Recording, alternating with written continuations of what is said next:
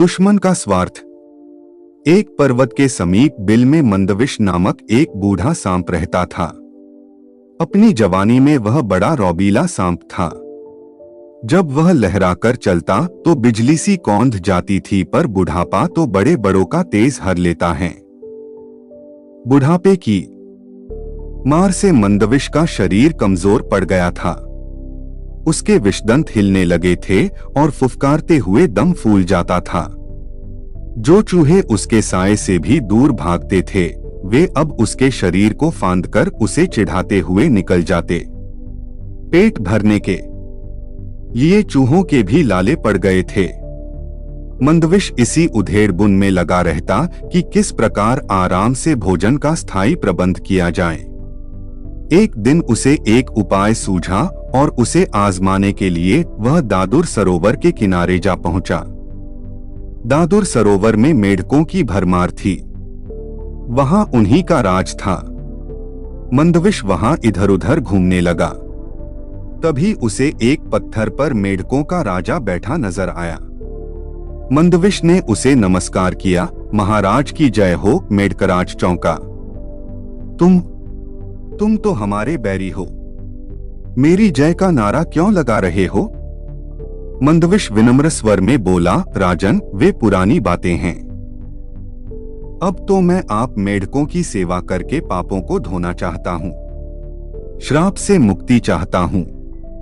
ऐसा ही मेरे नागगुरु का आदेश है। मेढकराज ने पूछा, उन्होंने ऐसा विचित्र आदेश क्यों दिया? मंदविश ने मनगढ़ंत कहानी सुनाई। राजन, एक दिन मैं एक उद्यान में घूम रहा था। वहां कुछ मानव बच्चे खेल रहे थे। गलती से एक बच्चे का पैर मुझ पर पड़ गया और बचाव स्वावश मैंने उसे काटा और वह बच्चा मर गया। मुझे सपने में भगवान श्री कृष्ण नजर आए और श्राप दिया कि मैं वर्ष समाप्त होते ही पत्थर का हो जाऊंगा। मेरे गुरुदेव ने कहा कि बालक की मृत्यु का कारण बन मैंने कृष्ण जी को रुष्ट कर दिया है, क्योंकि बालक कृष्ण का ही रूप होते हैं। बहुत गिड़गिड़ाने पर गुरुजी ने श्राप मुक्ति का उपाय बताया। उपाय यह है कि मैं वर्ष के अंत तक मेढकों को पीठ पर बैठाकर सैर कराऊं। मंदविश की बात सुनकर मेढकराज चकित रह गया। सांप की पीठ पर सवारी करने का आज तक किस मेढक को श्रेय प्राप्त हुआ? उसने सोचा कि यह तो एक अनोखा काम होगा। मेढकराज सरोवर में कूद गया और सारे मेढकों को इकट्ठा कर मंदविश की बात सुनाई। सभी मेढक भौंचक के रह गए। एक बूढ़ा मेढक बोला, मेढक एक सर्प की सवारी करें, यह एक अद्भुत बात होगी। हम लोग संसार में सबसे श्रेष्ठ मेढक माने जाएंगे। एक सांप की पीठ पर बैठकर सैर करने के लालच ने सभी मेढकों की अक्ल पर पर्दा डाल दिया था। सभी ने हाँ में हाँ मिलाई। मेढकराज ने बाहर आकर मंदविश से कहा, सर्प, हम तुम्हारी सहायता करने के लिए तैयार हैं। बस फिर क्या था। 8-10 मेढक मंदविश की पीठ पर सवार हो गए और निकली सवारी। सबसे आगे राजा बैठा था। मंदविश ने इधर उधर सैर कराकर उन्हें सरोवर तट पर उतार दिया।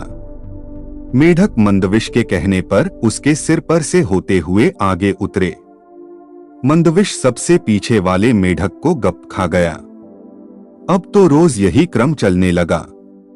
रोज मंदविश की पीठ पर मेढकों की सवारी निकलती और सबसे पीछे उतरने वाले को वह खा जाता।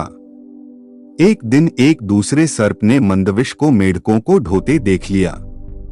बाद में उसने मंदविश को बहुत धिक्कारा। अरे, क्यों सर्प जाति की नाक कटवा रहा है? मंदविश ने उत्तर दिया, समय पड़ने पर नीति से काम लेना पड़ता है। अच्छे बुरे का मेरे सामने सवाल नहीं है। कहते हैं कि मुसीबत के समय गधे को भी बाप बनाना पड़े तो बनाओ। मंदविश के दिन मजे से कटने लगे। वह पीछे वाले मेढक को इस सफाई से खा जाता कि किसी को पता न लगता। मेढक अपनी गिनती करना तो जानते नहीं थे, जो गिनती द्वारा माजरा समझ लेते। एक दिन मेढकराज बोला, मुझे ऐसा लग रहा है कि सरोवर में मेढक पहले से कम हो गए हैं। पता नहीं क्या बात है।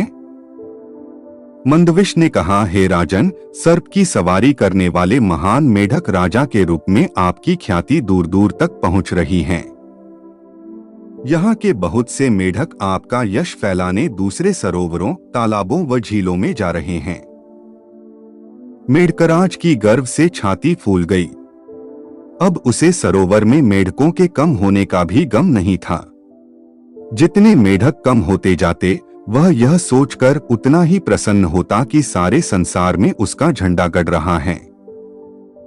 आखिर वह दिन भी आया जब सारे मेढक समाप्त हो गए। केवल मेढकराज अकेला रह गया। उसने स्वयं को अकेले मंदविश की पीठ पर बैठा पाया तो उसने मंदविश से पूछा, लगता है सरोवर में मैं अकेला रह गया हूँ।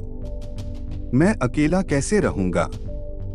मंदविश मुस्कुराया, राजन, आप चिंता न करें, मैं आपका अकेलापन भी दूर कर दूंगा। ऐसा कहते हुए मंदविश ने मेढकराज को भी गप से निगल लिया और वहीं भेजा जहां सरोवर के सारे मेढक पहुंचा दिए गए थे। सीख, शत्रु की बातों पर विश्वास करना अपनी मौत को दावत देना है। दोस्तों, अगर वीडियो अच्छा लगा तो लाइक और कमेंट कर दे। यदि चैनल पर नए हैं तो चैनल को सब्सक्राइब कर दे। धन्यवाद।